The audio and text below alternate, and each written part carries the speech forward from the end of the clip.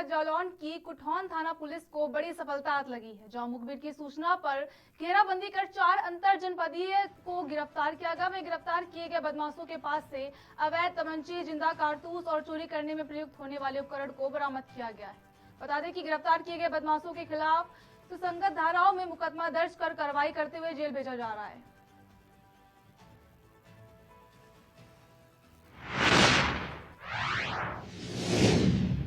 खबर जालौन से है, जहां दो बच्चों की मामूली सी कहासुनी के बाद मारपीट होने लगी और मारपीट इतनी बढ़ गई कि उसमें लात घुसे और लाठी डंडे चलने लगे। पीड़ित की माने तो बाइक से आए तीन लोगों में से एक व्यक्ति ने उस पर 2 राउंड गोलियां चलाई। वहीं पीड़ित पक्ष ने पुलिस को सूचना दी है। सूचना मिलने पर स्थानीय पुलिस मौके पर पहुंची और मामले की जांच में जुट गई है। वहीं जालौर जिले के रेंडर थाना क्षेत्र के ग्राम रूरा का मामला बताया जा रहा है।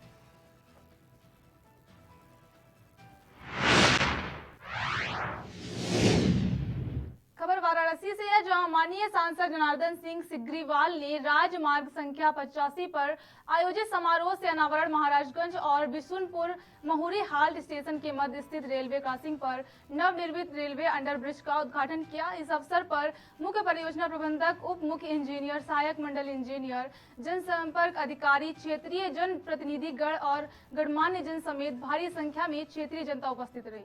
आपको बता दें कि railway underbridge Masrat, Siwan, Paigambarpur state, Maharajganj Lok Sabha क्षेत्र के बीचों बीच जाती है, जो कई महत्वपूर्ण सड़कों को जोड़ते हुए कई महत्वपूर्ण बाजार और शहर से मिलती है।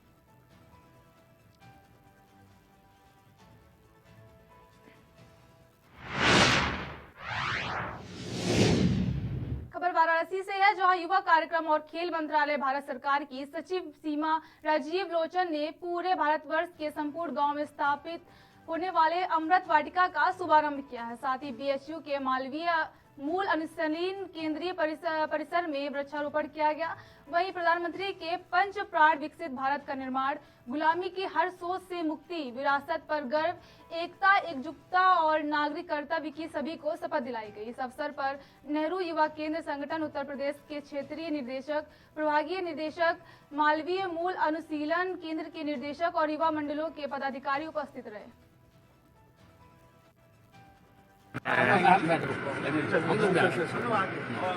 बता दो, आज बीएचयू के कैंपस में NYKS और NSS इन संस्थाओं से जुड़े हुए सब युवा वॉलंटियर्स ने मिलकर अमृत वाटिका लगाने के काम का शुभारंभ किया है और इन बच्चों के विश्वास को, आत्मविश्वास को देखते हुए बहुत गर्व होता है। इस प्रोग्राम को खबर मैनपुरी से है, जहां तंत्र क्रिया के नाम पर महिला को मरघट पर ले जाकर तांत्रिक ने उसके साथ बलात्कार की घटना को अंजाम दिया। वही जानकारी होने पर महिला का पति एक अन्य व्यक्ति के साथ आश्रम पहुंचा तो तांत्रिक ने बेरहमी से उसकी मारपीट की और मामले में रिपोर्ट दर्ज करने के बाद अपनी कार्रवाई करते हुए युवक थाने पहुंचा। पुलिस ने आरोपी तांत्रिक को गिरफ्तार करके जेल भेज दिया है। साथ ही घटना में सहयोगी तांत्रिक की पत्नी अभी भी पुलिस की गिरफ्त से बाहर है। क्या आपके साथ घटना हुई और क्यों गए थे वहाँ तांत्रिक के पास?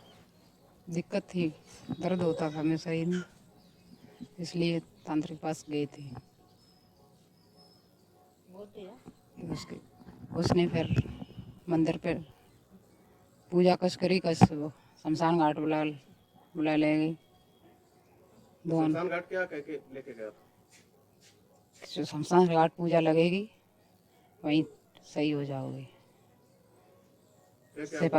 सिपाही राम और उसकी औरत दोनों ले गए थे। शमशान घाट पहुंचे तो वहां पर एक नींबू काटा, उसने त्रिवाचा क्या भरवाया, फिर वो भरवा के बोला किसी को बताना नहीं। उसने मेरे हाथ पकड़ा, सो हमने झटका मार दिया, भागे वहां से हम। पानी चलता रहता, हम सो उसमें फिसल गए थे, उसने पकड़ लिया मुझे। फिर उसकी औरत ने हाथ पकड़ लिए, उसने मेरे कपड़े उतारे, गंदा काम कर दिया। गलत काम किया? हाँ। अच्छा, उन्होंने कुछ धमकाया भी था आपको? हाँ, धमकाया भी था। क्या कहा था?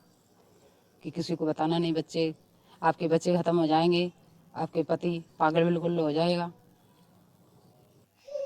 सर मेरी वाइफ की 3-4 सालों से तबीयत खराब रहती थी, काफ़ी परेशान था।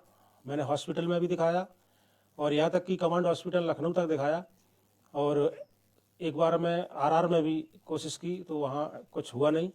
वहाँ से आया तो हमारे सगे संबंधियों ने बताया कि ऐसे ऐसे ये इनका दिखा दीजिए और हो सकता है इनको वहाँ से आराम मिल जाए। और तो मैं उनको लेकर के वहाँ पर बनार पड़ता है, और बनार के एक सिपाही राम जी हैं, वो तंत्र मंत्र की कुछ करते हैं अपना, और उनको बताया गया कि वहाँ से आपकी वाइफ हो सकता ठीक है, हो जाएंगी। और इसी लालच में हमें चला गया। वहाँ जाके उन्होंने अपना पूजा पाठ किया और 2-3 दिन हमको आने को बोला, और पैसे का खर्चा भी हमसे लिया। 51,000 रुपया हमसे सर लिया गया, और हवन भी किए। और उसके बाद में उसी रात हमारी वाइफ को शमशान घाट पूजा के लिए बोला कि इनको शमशान घाट में ले जाना पड़ेगा। मैंने शमशान घाट के लिए मना कर दिया, मैं वाइफ को शमशान घाट नहीं भेज सकता, आप हमारी वाइफ ठीक हो या नहीं हो। लेकिन उन्होंने कहा कि नहीं भेजिए तभी सही होंगी। तो मैंने कहा नहीं भेज सकता, चाहे वो सही हो या ना हो। उनकी पत्नी ने कहा कि हम भैया हम भी साथ जा रहे हैं और आपको कोई चिंता करने की ज़रूरत नहीं है। जब ये उन्होंने कहा तो हमें भरोसा करना पड़ा।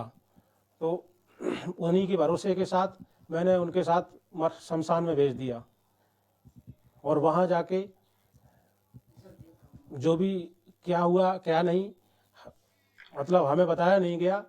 और हमारी पत्नी वापस आई तो यहाँ से चेहरा उसका अच्छा खासा गया था, और मैंने जब देखा वापस आई तो उनका चेहरा उतरा हुआ था। और चेहरा उतरा हुआ देखा मैंने, तो मैंने कहा क्या बात है, ये चेहरा कैसा उतरा हुआ है। तो हमारी पत्नी बोल नहीं पाई और नीचे नज़रें झुका के बैठ गई। तो मेरे कुछ चैन नहीं पड़ा और हम मन ही मन घुटने लग गया। मैंने कहा क्या बात हुई, चेहरा कैसा उतरा हुआ, क्यों उतरा हुआ है। तो मैं परेशान सा थोड़ा रहने लगा और वो बता नहीं सकी। और हमारी दूसरे दिन हमारी दीदी हैं, वो जो हाई कोर्ट में बैठती हैं, वकील हैं, और उनको भी परेशानी थी कुछ थोड़ी बहुत। बोला भैया मैं भी चलती हूँ, और वो मेरे साथ गई और उन्होंने उनके साथ भी यही सवाल हुआ। तो उन्होंने जब उनके साथ भी यही बोला कि आपको भी शमशान घाट में चलना पड़ेगा तभी कार्रवाई हो सकती है। तो दीदी शमशान घाट के लिए रेडी हुई, क्योंकि उनकी पत्नी उनके साथ जाती थी, इसलिए उनके भरोसे पर हमने उनको भी भेजा और हम लोगों को वहीं बिठा दिया। हम बैठ गए वहाँ आश्रम पे और लेके चले गए। दीदी के साथ भी कुछ गलत सलत हुआ तो दीदी ने हमें खुल के बताया कि ये बहुत गंदा इंसान है और इसने हमारे साथ गंदी हरकत की है। तो तब हमें पता चला कि इसीलिए हमारी वाइफ जो है परेशान है। और जब हमने पूछा जाके, उसी रात हमने पूछा, हमने कि आपने बताया, बोले हम फिर हमारी इसी बात को लेकर के हमारी वाइफ हमारे गले से लग के रोने लग गई और बोली कि हमारे साथ बहुत गलत हुआ है, हमने आपको बता नहीं पाया, हमारी सारी जिंदगी की कमाई हमारी सत्यानाश कर दी उस सिपाही राम। उसी का बातचीत करने के लिए गए थे, बस इससे ज्यादा मैं कुछ नहीं बोल सकता। क्या नाम है? संत कबीर नगर जनपद के थाना क्षेत्र मेहदावल में चबूतरा लगाने से मना करना एक दंपति को महंगा पड़ गया, जहां आरोपियों ने उसे लाठी डंडा और धारदार हथियार से मारकर लहूलुहान कर दिया। वहीं पुलिस ने 5 आरोपियों के विरुद्ध अभियोग पंजीकृत किया है, लेकिन आरोपी अभी पुलिस की गिरफ्त से बाहर है। क्या नाम है? हमारा जनार्दन प्रसाद। कहाँ के रहने वाले हैं? भागीरथी उत्तर पट्टी पूर्वा। किस बात के लिए झगड़ा हुआ है? बात ये हुआ कि बहुत पुराना घर था, बंटवारा हुआ आज से 30 साल के पहले। तो जो हिस्सा मिला था उससे 8 फुट बढ़ती जोड़ा लिए, हम लोग नहीं थे नक्शे के हिसाब से। और उसके बगल में थोड़ा सा जमीन जो हमारा दरवाजा था उस पे वो लगा रहे थे सीढ़ी। हमने रोका कि यहाँ पर सीढ़ी 50 साल से नहीं था, अब सीढ़ी कहाँ से लगेगा। इसी पर लेकर के उनके लड़के कौन? कुबेर पुत्र महादेव और कौन? और कुबेर के लड़के हैं रमाकांत, उनकी पत्नी सीता देवी, और उनके 3 लड़के हैं। राकेश की पत्नी है उषा, और अमरनाथ की पत्नी है केतकी, और उसके बाद अमरनाथ के 2 लड़के हैं शिवम।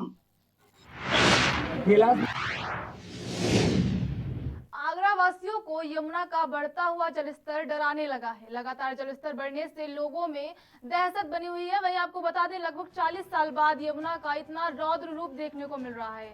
जहां यमुना किनारे स्थित प्राचीन कैलाश महादेव मंदिर के प्रांगण में पानी ने प्रवेश कर लिया है, वहीं मंदिर और आसपास की जगह को अपनी चपेट में ले लिया है। बता दें कि सावन माह के चलते मंदिर में भक्तों की भीड़ लगी रहती है, जिसके कारण खतरा बना हुआ। वहीं मंदिर के महंत और प्रशासन ने जनता से अपील की है कि मंदिर के दर्शन के लिए अभी ना जाएं और बाढ़ के खतरे को देखते हुए मेले का आयोजन भी टाल दिया गया है।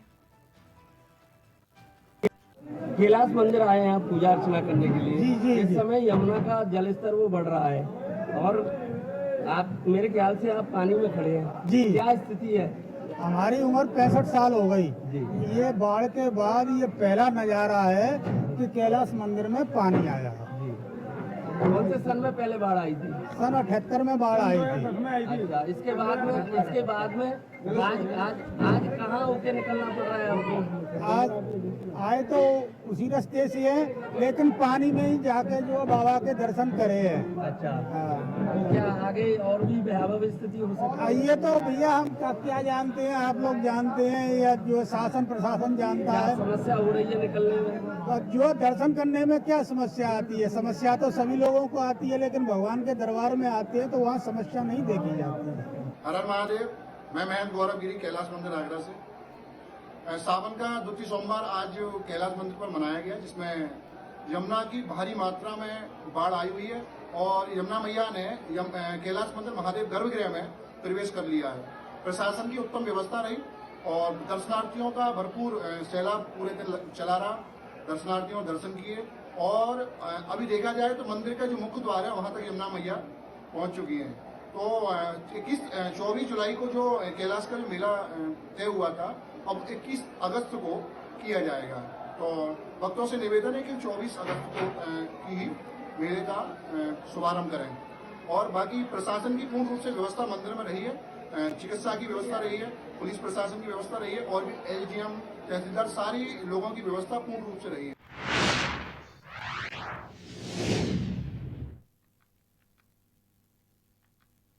जनपद के बबोरी कस्बे और समाजवादी पार्टी के बांदा चित्रकूट लोकसभा प्रभारी और पूर्व राज्य मंत्री शिवशंकर सिंह पटेल ने अपने आवास और कार्यालय पर लोकसभा चुनाव को लेकर प्रेस वार्ता की है। वहीं भारतीय जनता पार्टी पर निशाना साधते हुए महंगाई, बेरोजगारी, भ्रष्टाचार पर बात की गई। साथ ही पेट्रोल डीजल के बढ़ते दाम को लेकर भी भारतीय जनता पार्टी पर निशाना साधा गया। वहीं प्रेस वार्ता के समय नगर पंचायत अध्यक्ष सूरपाल सिंह यादव भी मौजूद रहे। देखिए पूर्व मंत्री और सपा बांदा चित्रकूट लोकसभा प्रभारी शिवशंकर सिंह पटेल ने क्या कहा। पूरे प्रदेश और देश में जनता त्राही कर रही है। मैं कहता हूं महंगाई को ले लीजिए आप। अगर महंगाई को लेते हैं हम तो टमाटर और प्याज किस रेट की बिक रही है मुझे कहने की जरूरत नहीं है, आप सारे लोगों को इसकी जानकारी है।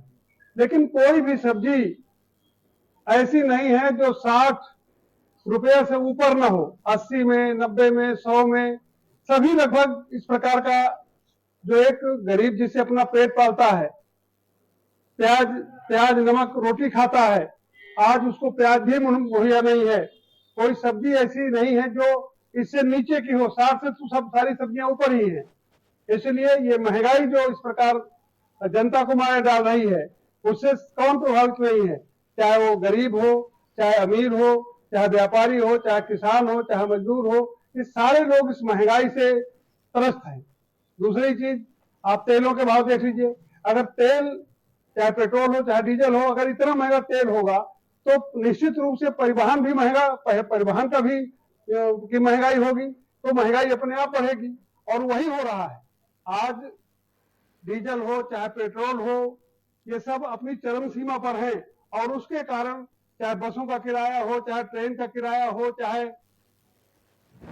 ट्रकों का किराया हो, उसके कारण हर चीज महंगी होती चली जा रही है। बेरोजगारी अगर मैं कहूं तो बेरोजगारी आज हमारा नौजवान साथी, तमाम बच्चे जिसको गरीब अपना सब कुछ बेच करके, अपनी मेहनत मजदूरी करके अपने बच्चे को पढ़ाता है, लेकिन बच्चे को पढ़ाने के बाद उनके पास रोजगार नहीं है। आज नौकरियां नहीं मिल रही हैं, मारा मारा नौजवान घूम रहा है और उसकी हालत तो ये हो जाती है कि न वो पढ़ाई के कारण कुछ कर पा रहा है, और जब पढ़ता है तो उस समय बाकी चीजें भी नहीं उसकी हो पाती है, बाकी भी कुछ काम किसानी का नहीं कर पा रहा है। तो मेरे साथियों, मुझे लग रहा है कि ये जो तीनों चीजें हैं, बाकी हम केवल झूठ बोल बोल करके, सरकार के लोग झूठ बोल करके और कब तक जनता को बांधे रखेंगे। अब जनता समझ चुकी है। अब मुझे नहीं लगता है कि इस बार पुनः उनको मौका देगी। तो जनता सब समझ रही है, और जब सब समझ रही है तो आगे क्या होने वाला है, आगे जो 2024 का चुनाव है, उस चुनाव में जनता इन लोगों को, सरकार के लोगों को सबक सिखाने वाली है। गठबंधन करने जा रहे हैं, इसमें क्या कहेंगे आप? देखिए, निश्चित रूप से गठबंधन पहले भी होते रहे हैं और आज भी हो रहे हैं। अब वो गठबंधन में कुछ लोग भारतीय जनता पार्टी के भी साथ थे, कुछ हमारे साथ थे, लेकिन आज जो देश की परिस्थितियां हैं, इसलिए जो गठबंधन भाजपा के साथ थे, बहुत सारे दल हमारे साथ एकजुट होकर के और एक बड़ा गठबंधन बन रहा है। उस बड़े गठबंधन के साथ हम दिल खोल करके समझौता करना चाहते हैं। समाजवादी पार्टी के हमारे राष्ट्रीय अध्यक्ष माननीय अखिलेश जी ने कहा है कि हम दिल खोल के समझौता करना चाहते हैं, जिस प्रकार से समझौता लोग करना चाहें उस प्रकार से करें। और वो समझौता हमारा, चाहे वो अभी बिहार का हो और चाहे अभी जो कल बंगलौर का हुआ, ये सारे समझौते जो हो रहे हो, निश्चित रूप से हमको आगे आने वाले समय में भारतीय जनता पार्टी को उखाड़ फेंकने में कामयाब होंगे। भारतीय जनता पार्टी और सुहेल देव पार्टी के बीच गठबंधन हो रहा है, तो क्या कहेंगे आप? देखिए, सुहेल देव पार्टी का जो गठबंधन हो रहा है, मुझे नहीं लगता है कि सुहेल देव पार्टी के पास कुछ बचा है। वो आज हमारे साथ है, कल आपके साथ है, परसों इनके साथ है। तो उनकी जनता भी जिस प्रकार से, अब मैं नाम नहीं लेना चाहता हूं, और एक आध दो पार्टियां हैं उनके पास कुछ नहीं बचा है, तो ज्यादातर ऐसे लोग भाजपा के साथ जा रहे हैं जिनके पास कुछ बचा नहीं है। वोट बैंक उनके पास है ही नहीं है। पार्टी बची है और उनके नेता बचे हैं।